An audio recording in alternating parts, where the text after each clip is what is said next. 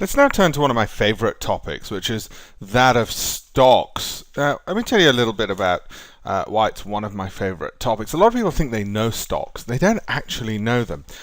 And that's good and bad. It's good in the sense that it teaches us that for trading, we don't actually need to know the intricacies of, say, the foreign exchange market or of stock trading. We just need to buy low, sell high. And whichever order we do that, that's what's important with the markets and with trading and so on. And that's an important thing to know, because in actual fact it simplifies trading for us.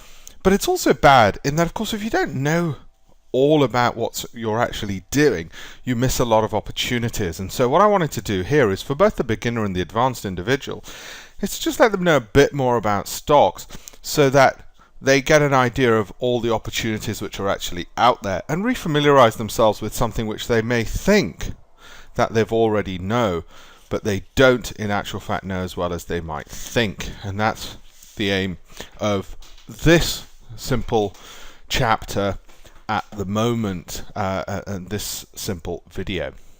So stocks, well, you've seen them.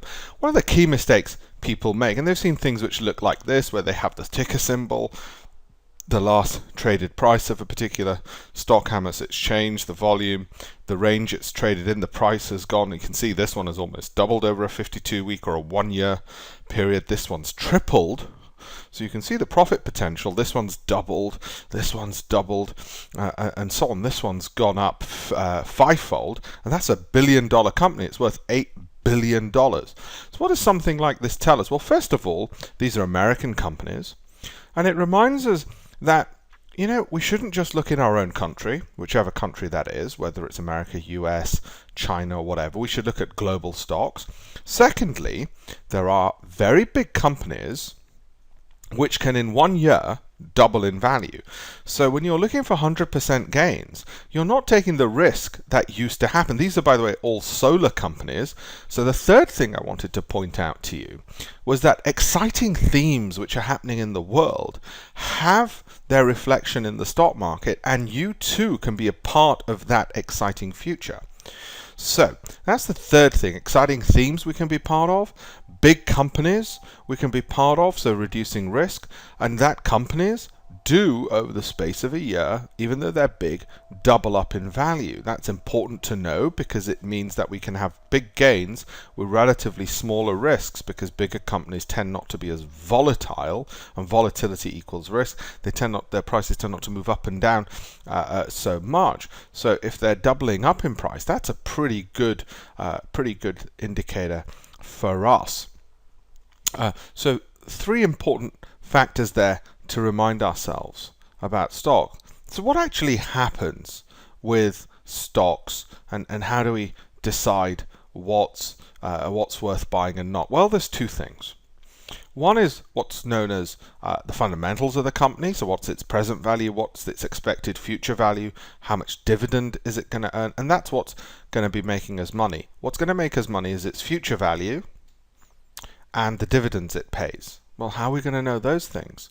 And a lot of that is based upon looking at the finances of a company and its valuations and its future prospects, and we'll go through that in future videos. But for now, I just wanted you not to forget, in this image, the importance of dividends. You see, a lot of people neglect the fact that the amount they're going to make from dividends ends up, and research has shown this, to be the best predictor of how they're going to perform. They often don't get the future value right.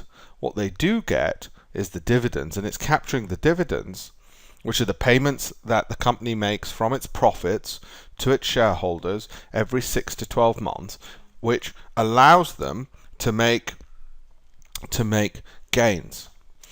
So what's this image on the right hand side? Well, that's just one of the many ways in which private investors look at deciding when to buy and sell a stock. It's technicals or charting, and they look at price charts and they determine based upon those strategies for buying and selling stocks. Now, some of the strategies I've put in other videos based upon charts, and I'll talk about some of the fundamentals, which is when we look at things like valuations in some of the videos going forward in this. But for the moment, let me just introduce you to the concept of another word around stocks, which is the initial public offering, at the IPO. You may have heard of this. I want to just remind you of some of the words, and you can see here there's a lot of people involved when it comes to a IPO, and this is a particular company which I've taken here.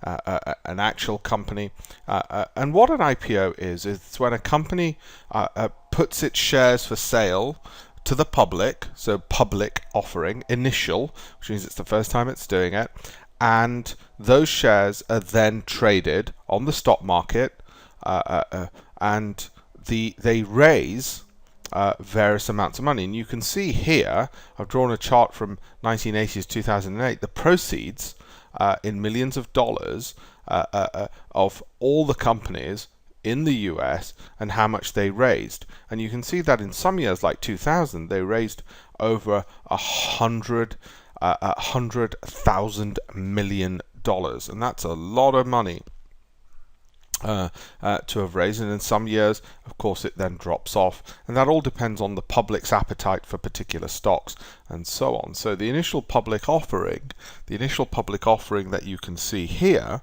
and the people involved, all result in capital coming from the public and a company being quoted on the stock market. What I'll do in the next video is discuss with you in a bit more detail just exactly how stock exchanges work.